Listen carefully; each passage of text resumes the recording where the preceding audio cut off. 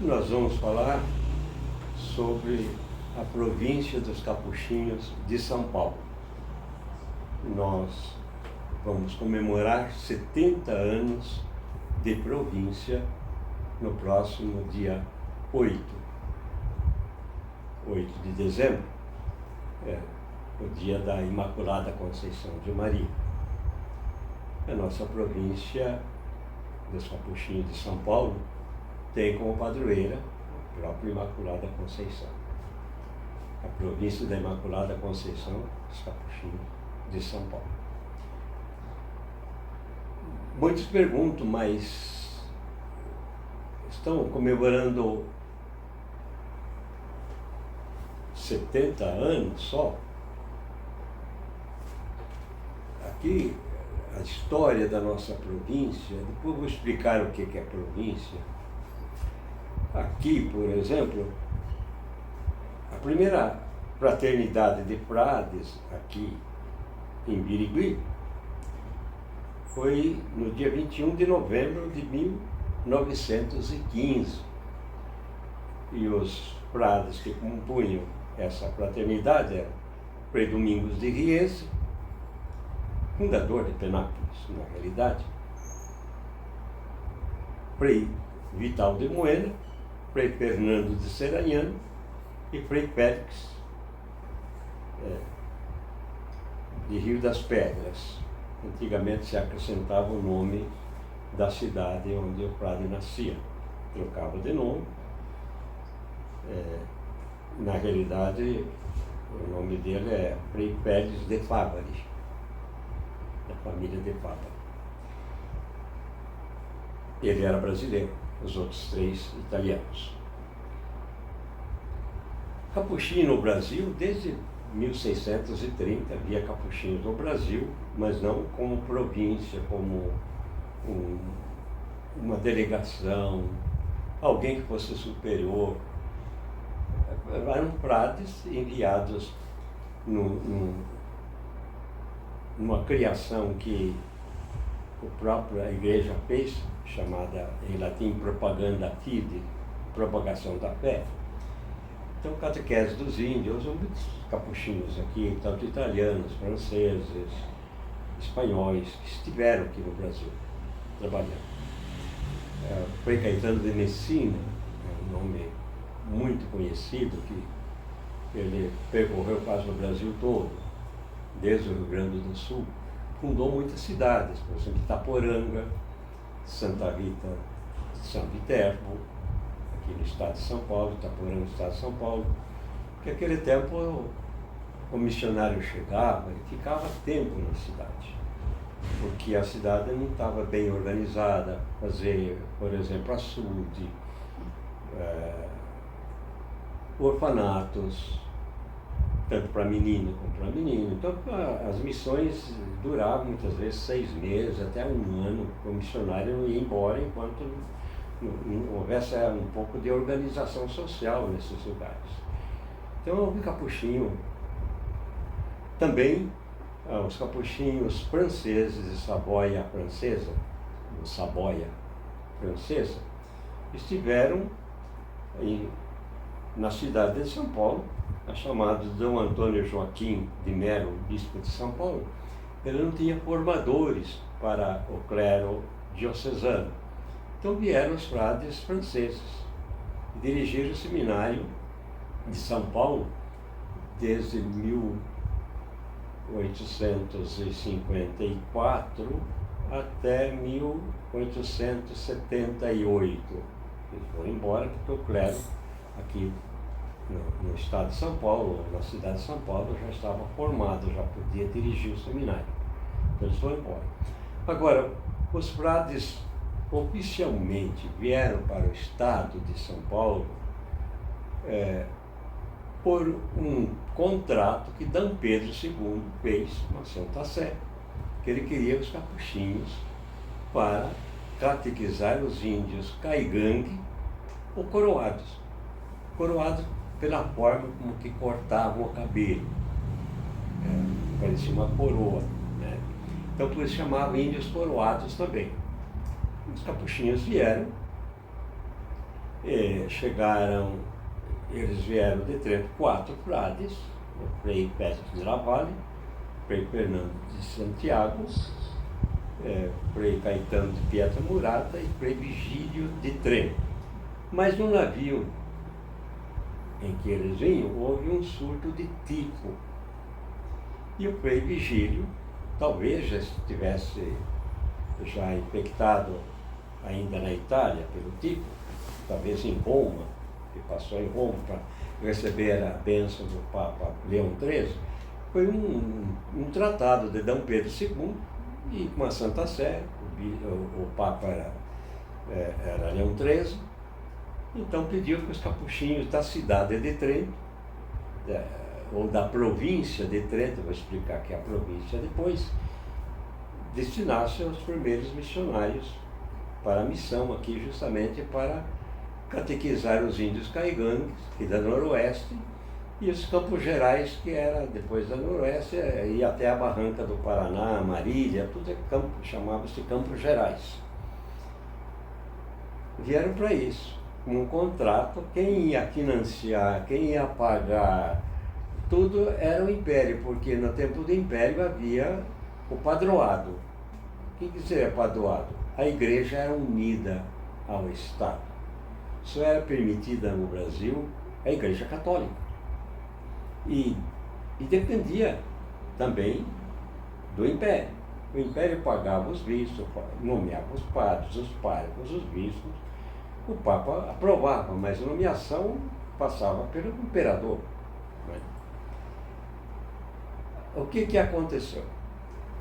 Um dos 4 que vieram, um morreu de tifo no navio, e ele foi, naquele tempo, se jogava ao mar, depois da missa, do corpo presente, tinha um médico no navio, tratou dele, mas ele faleceu. Chegaram 3. Quando chegaram ao Rio de Janeiro, não foi permitido o navio atracar no Rio de Janeiro por causa do tifo. Veio a notícia que havia tifo dentro do navio. Então seguiram para Montevidéu, Buenos Aires, e até retornarem e receberem a licença para atracar no Rio de Janeiro, havia sido proclamada a República.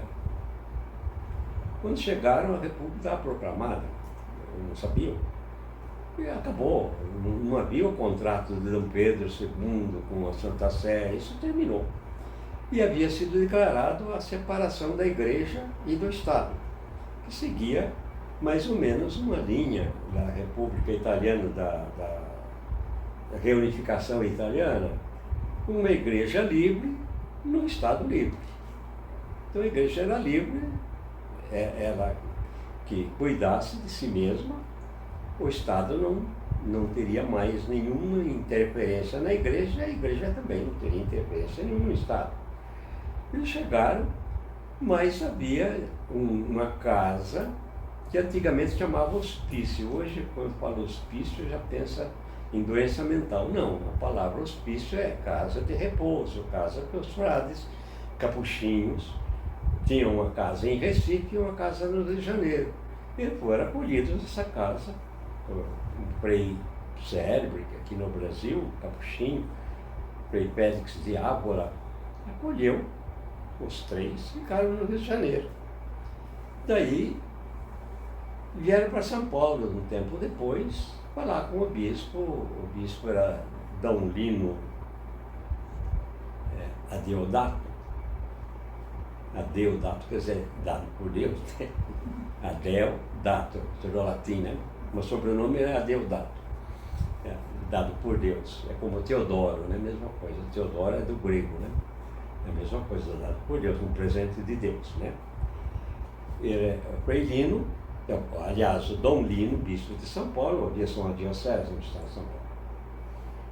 Ele acolheu os capuchinhos e pediu aos capuchinhos para virem a esses 3 capuchinhos, o Frei Pérez de Lavalle, o Frei Fernando de Santiago e o Frei Caetano de Pietra-Murata. Os 2 eram padres, e os outros 2 eram irmãos.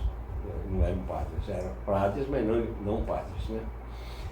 Vieram os trem para Tietê, porque o padre de Tietê estava muito idoso e muito doente. Então eles vieram.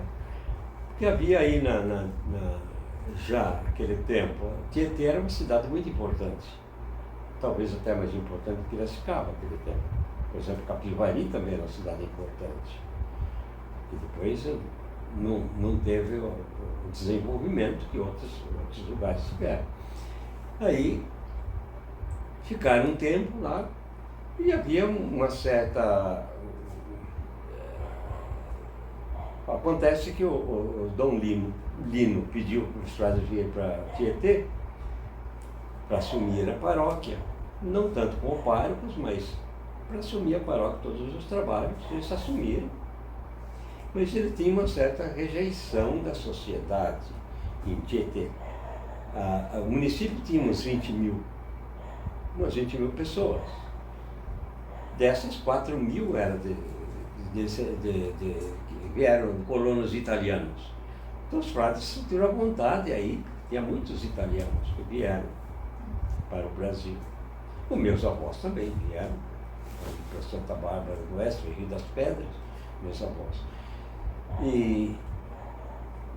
Mas houve uma certa... Por quê? Porque eles eram austríacos. Trento pertencia à Áustria, ao reino da Áustria, o Austro-Húngaro. E a mulher de D. Pedro II era austríaca e havia sido proclamada república. Eram os austríacos, eles foram recebidos assim com uma certa prevenção. Daí, como eles estavam pregando missão, acharam Piracicaba um lugar muito aprazível, um lugar assim que foi muito bem acolhido, porque havia muitos colonos italianos. Imagina, Santa Bárbara, Rio das Pedras, todos esses lugares aí, Charqueada, São Pedro, muitas famílias italianas mesmo, italianos que vieram da Itália. Hoje são os descendentes, né? Então se sentiram muito bem em Piracicaba.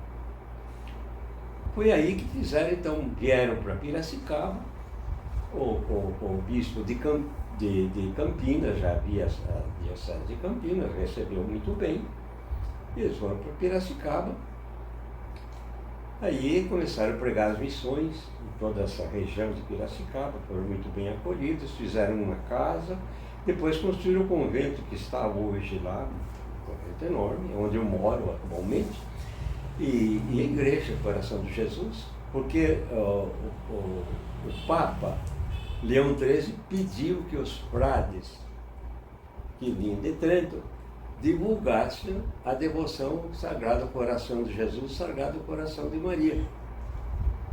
Foi esses frades que fundaram também aquela revista Ave Maria, que depois passou para os cordemarianos, os padres do Coração de Maria, que tem a editora Ave Maria.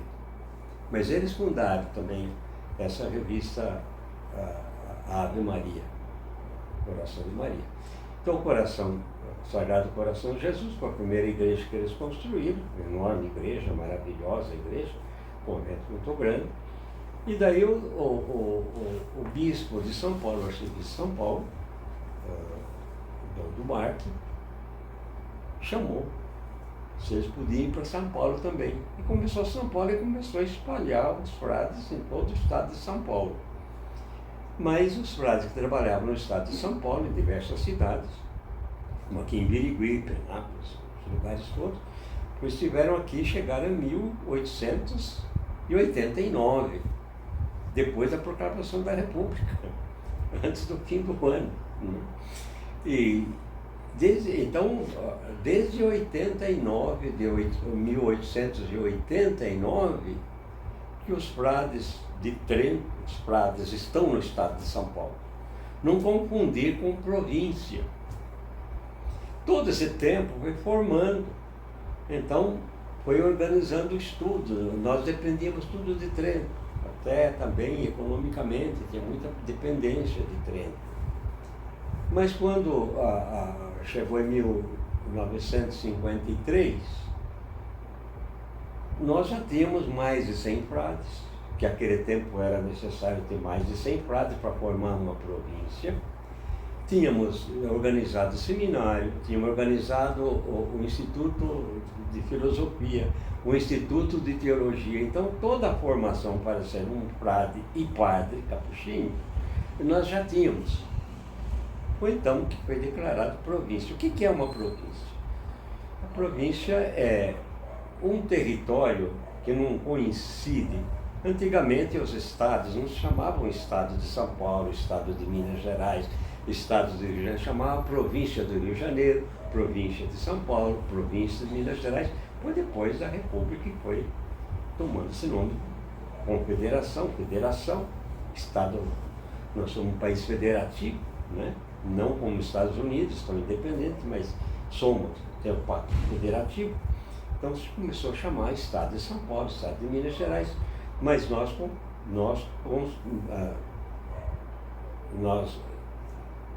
a igreja, ela mantém o nome de província.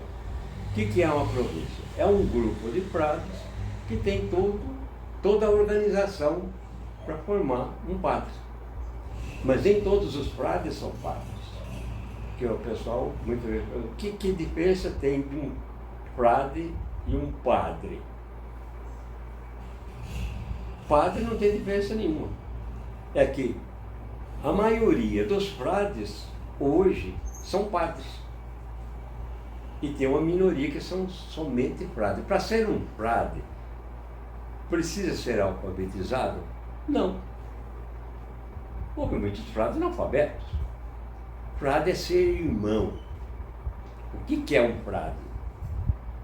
Um frade faz 3 votos.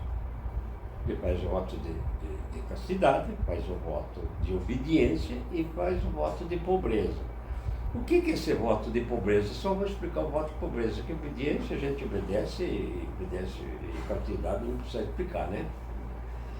E precisa explicar o que é essa pobreza. É claro que a gente tem que ter espírito de pobreza, tem espírito de desapego.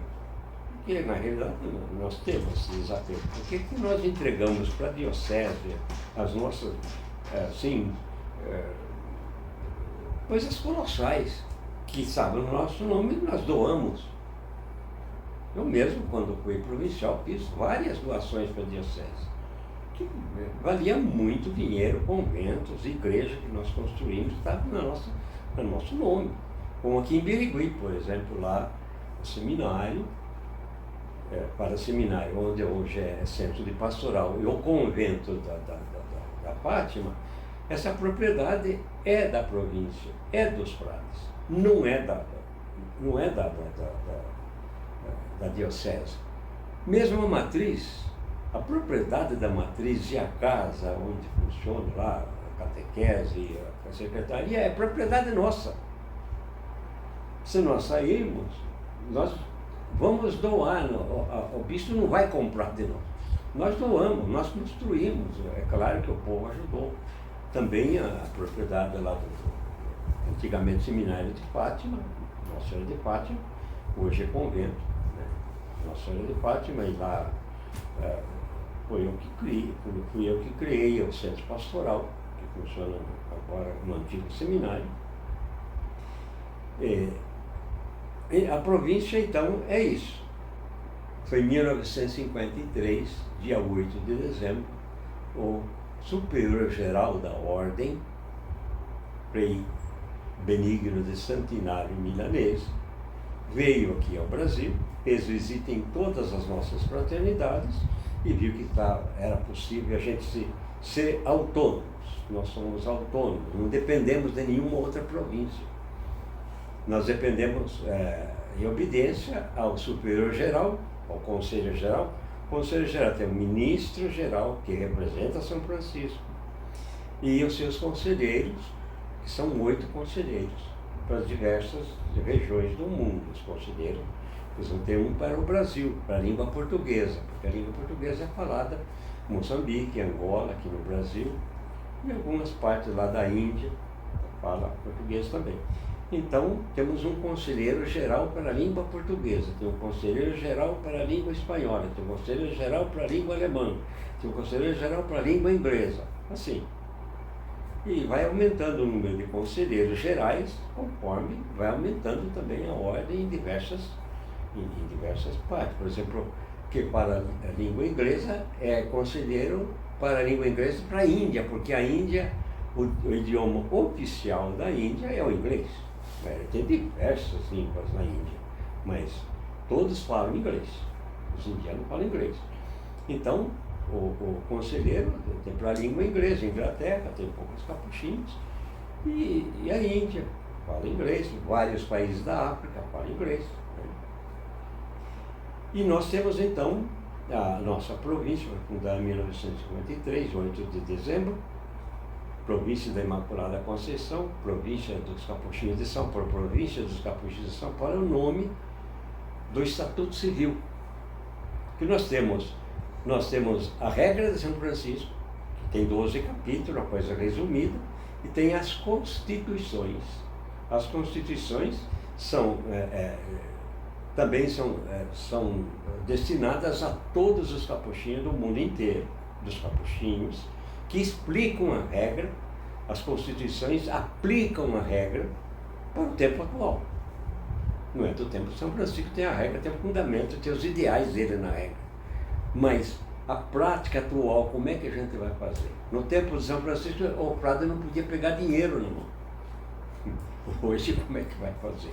Daqui a pouco vai ser Bitcoin, sei lá o que vem aí, cartão de crédito.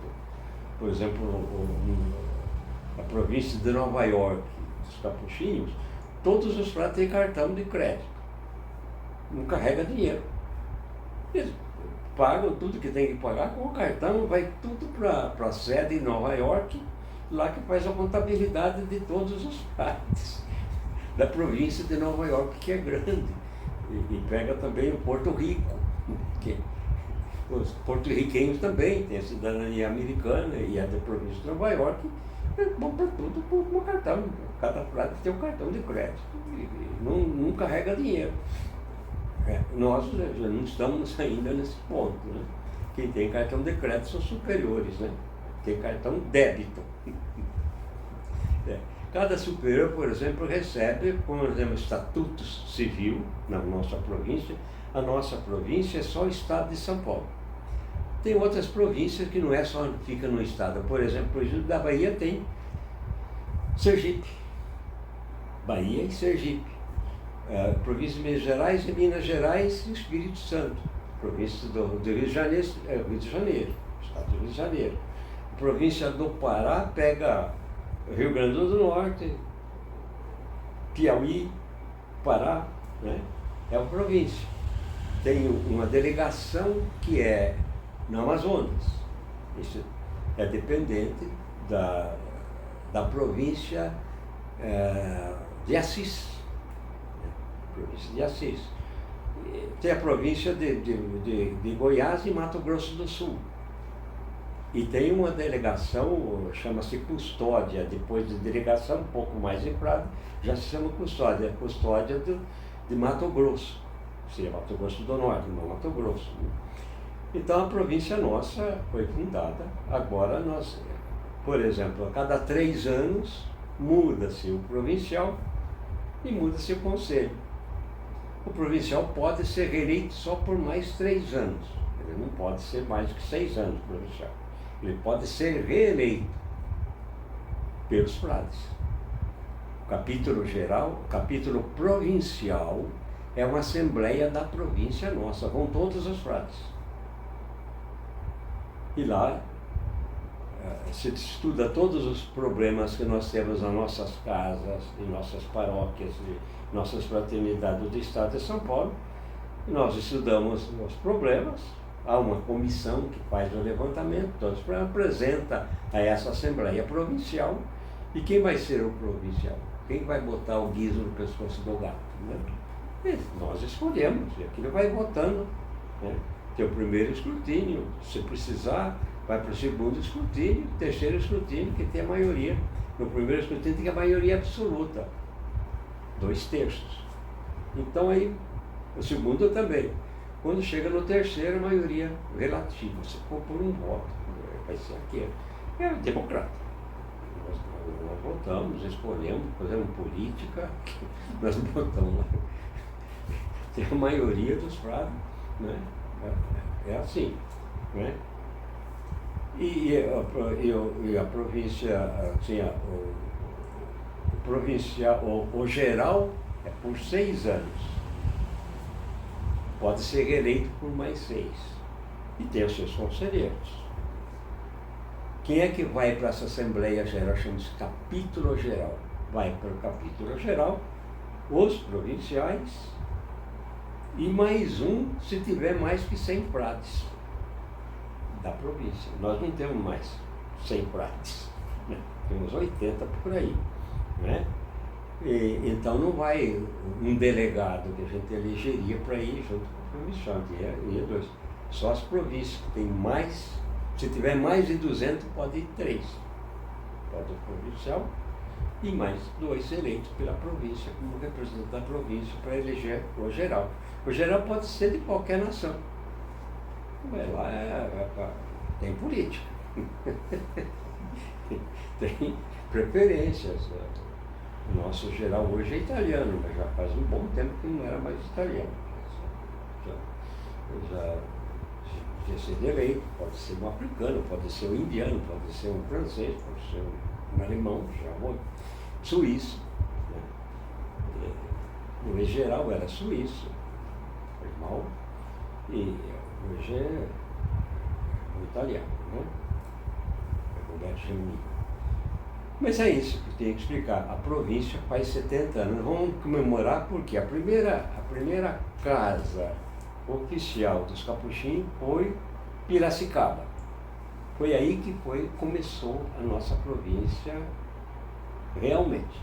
Então agora no dia 8, vão os frades de toda a província, alguns não vão, porque aqui é Imaculada Conceição, vai ter que ficar aí, os frades também, mas vão os frades e mais alguns leigos convidados. Vai ser uma grande reunião lá em Piracicaba à noite, sexta-feira, dos frades, vão comemorar 70 anos de província. É isso aí. Acredito que foi mais ou menos claro, porque olha aqui, tem 800 páginas de história, né? Tem todos os documentos. Para conhecer isso aqui, foi o Dair Verussa, que já morou aqui, foi revisto também por alguns frades.